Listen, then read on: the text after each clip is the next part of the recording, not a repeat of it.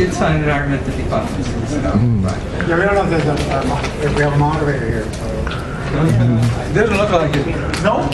Who wants to be the moderator? Oh no, there's not a single moderator person there. Oh no, I'll raise my hand. The guy who plays for the House of David wants to do Okay, let's pretend there is a moderator and are these things working? Yes. They're working. Moderator. And the doesn't mean moderator that's is gonna the be moderator. very lazy, and he's going to throw it up the questions like right off from the back. So I don't know if you guys are prepared or not. If you're not, go out and get me a cup of coffee. And so now the success of the panel basically depends on you. Wait, I Put the bird on you. I have a question. No pressure. I have a question. I've been reading Infinity Wars, and I wonder, how do you write and get in the headset of all that pseudo Shakespeare stuff where Galactus talks and Thanos talks and then like normal people?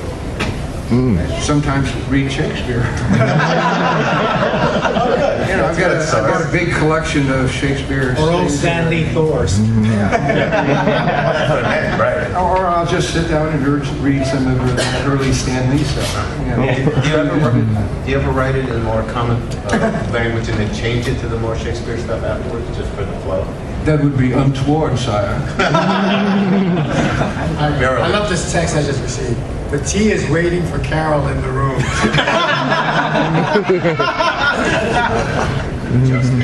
All right, let's start off with the questions with the gentleman. Speak loudly so Yes. everyone can hear you.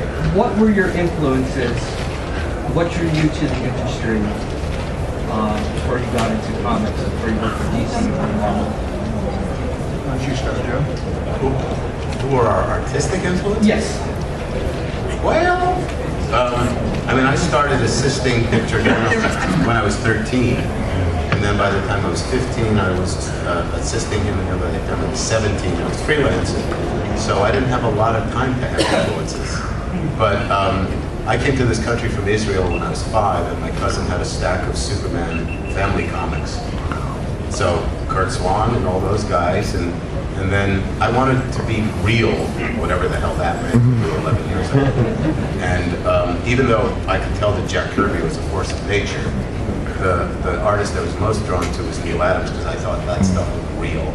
And since I realized how stylized it is like anything else, but that was my first big influence. Cool. Well, the first comic I read was the Fantastic Four comic, so that pulled me in.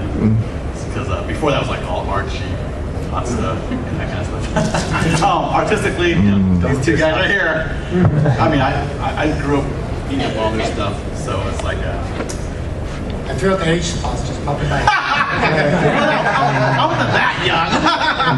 But yeah, so I mean, The first comic I read was a detective comics back in the late 1950s.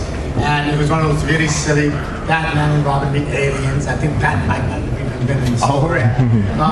But for me, it was like, it introduced me, it encouraged me to start reading English, so I was from a Spanish family. And started just trying to emulate it. I was fascinated by the colors, and I didn't know how the color reproduction was, so I was using crayons and thinking, why does it look put in the little dots down? Yeah. And so people like that, Kurt Swan, Dick Sprang, were the earliest influences, and again, Gil Kane and Jack Kirby, Neil Adams was a revelation as well, and there were so many other people there. And of course, in the case of Marvel Comics, they put credits on their comics. I got to identify names, and these are the people whose work I want to search out. But as I have mentioned in another question and answer, my first influence probably were Jack Kirby and Kurt Swan. Kurt Swan preceded Jack because he was basically almost the DC style, and Jack was the Marvel style. And then others that came in, obviously Steve Ditko, Gene Colan, and Jim Mooney. I was a big Legion fan, so John Ford, even though all his characters were basically just stick figure statues walking around, they moved around them. But I just, I was fascinated by it. And pretty much anybody who was doing comics became an influence. And then it expanded as I got older. Alphonse Ruka, Norman Rockwell, and other artists who have been influenced as well.